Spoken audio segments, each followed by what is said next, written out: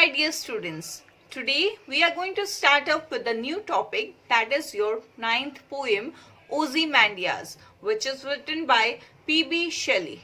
Now Ozymandias is a sonnet, that is 14 lines poem without stanzas, which is written by the poet P.B. Shelley. So let us see what is there in this poem. Open your textbook to page number 93.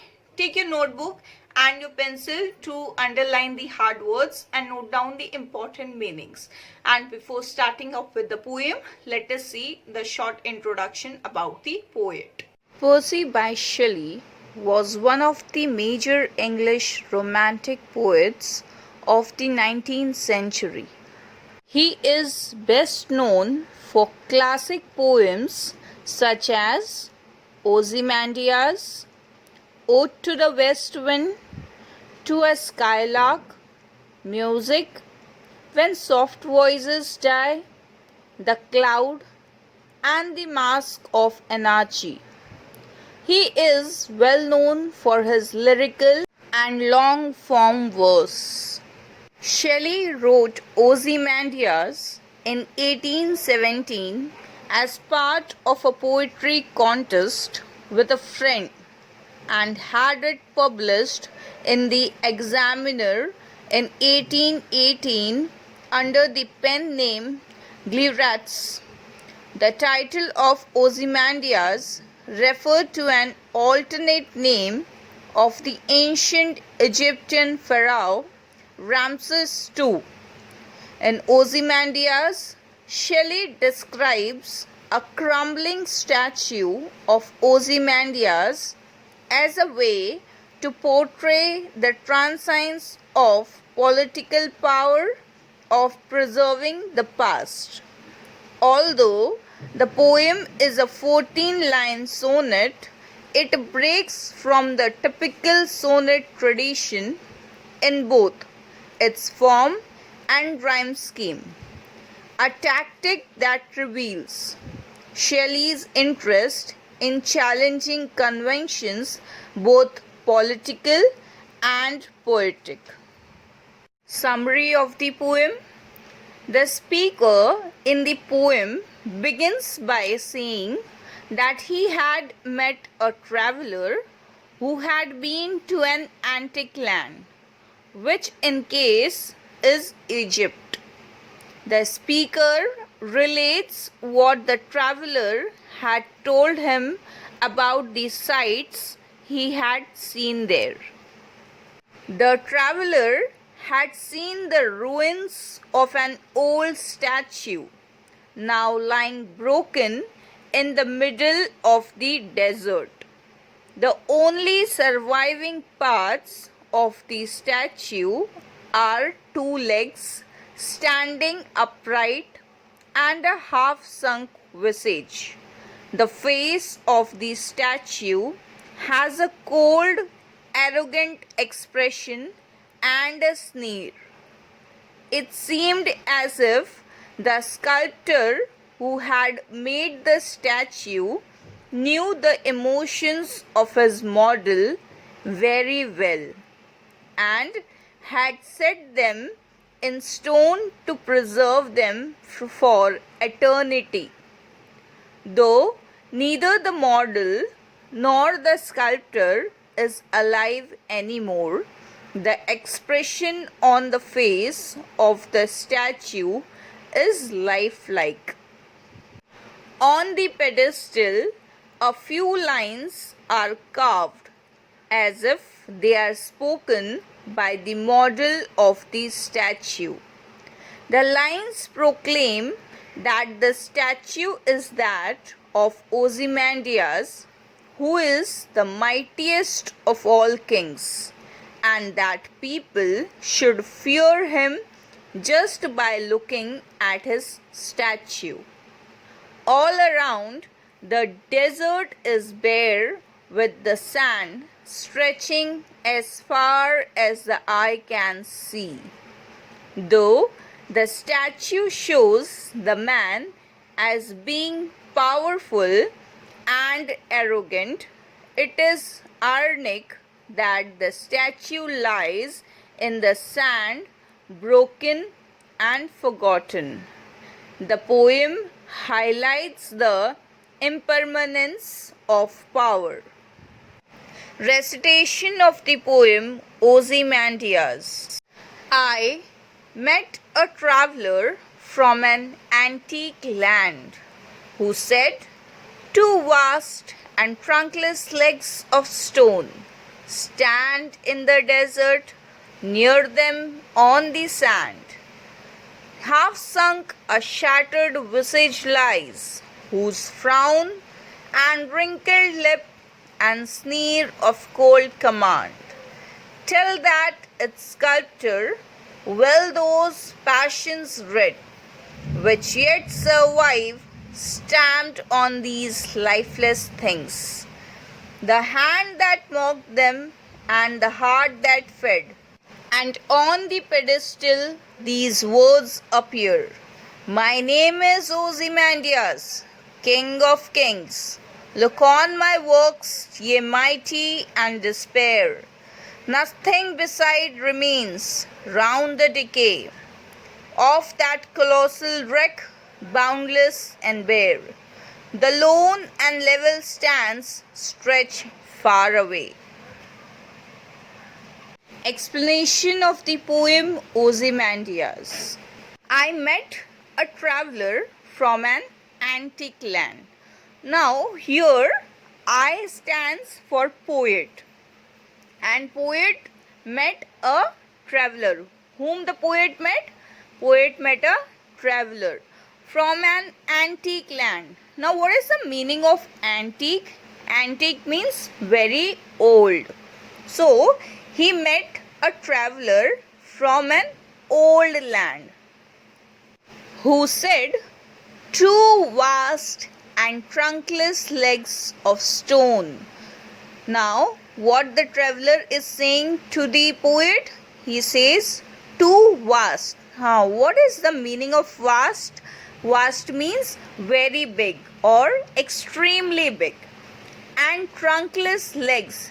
Now, what is the meaning of trunkless legs? Without a torso. That means without the upper part of the body. And the legs were made of stone. Stand in the desert, near them on the sand. Now, where did the traveller see these two legs? He saw it in the desert. And he says that nearby only he saw the broken face which belonged to the statue. Half sunk, a shattered visage lies. Now, what is the meaning of shattered? Shattered means destroyed. And what is the meaning of visage? Visage is the face. So, the traveller is giving an information to the poet that he went to an antique land. He went to an old land, and there he saw the two vast, that means very big legs, whose upper part was missing. It was not there with this statue. And the two very big legs were made up of stone. And it was standing in the desert. That statue was located in the desert. And near them, nearby only, on the sand, that statue's face was lying down on the ground, and that face was destroyed, whose frown and wrinkled lip and sneer of cold command. Now, what is the meaning of wrinkled? Wrinkled means having small lines because of old age. So, we can guess over here that the statue is very old, and now wrinkles are there on statue's face also, which is destroyed. And what is the meaning of sneer? Sneer means a mocking smile. That means the traveller is saying that it was damaged and broken into pieces. The face of the statue had expressions of displeasure and a taunting smile. The wrinkles and lines of the face were also there. Tell that its sculptor well those passions read. Now, what is the meaning of sculptor? Sculptor is a person who makes figures or objects from stone, wood, etc. And what is the meaning of passion? Passion is very strong feeling to do something.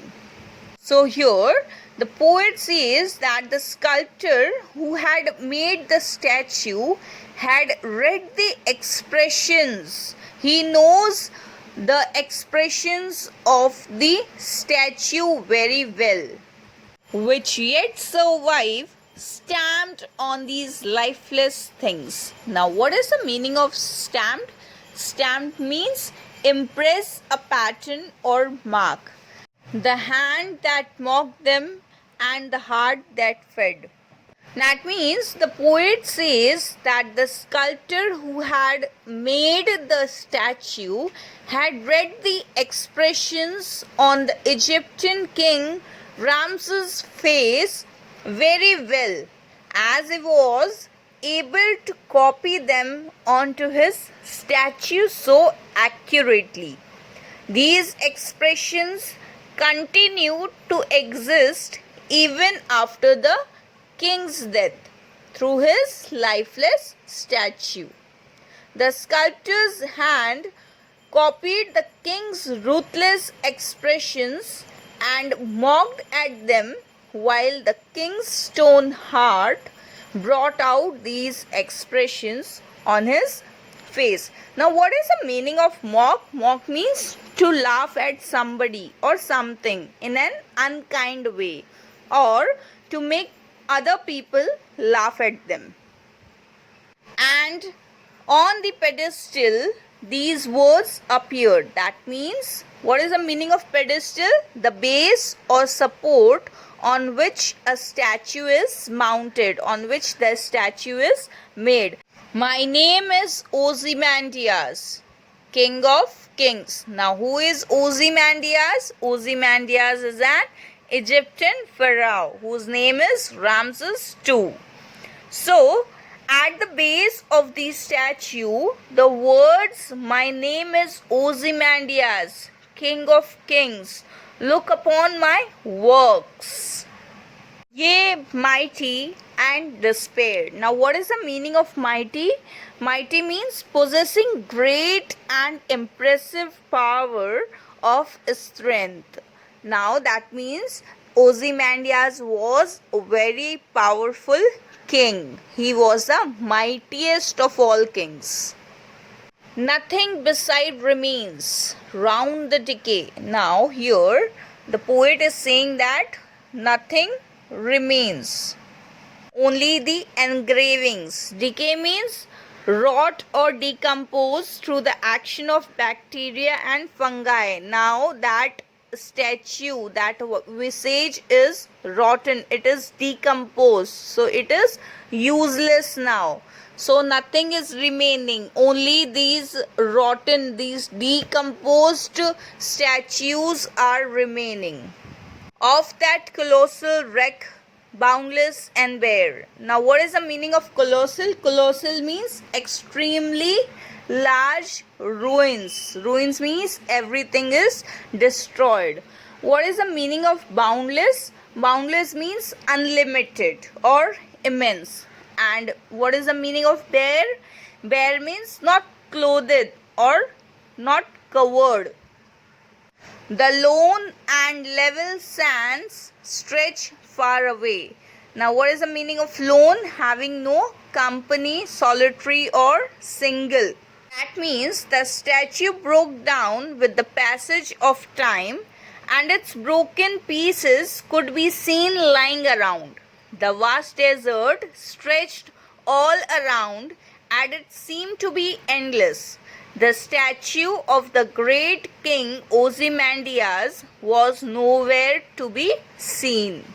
So, in this poem, the poet met a traveler who came from an antique land.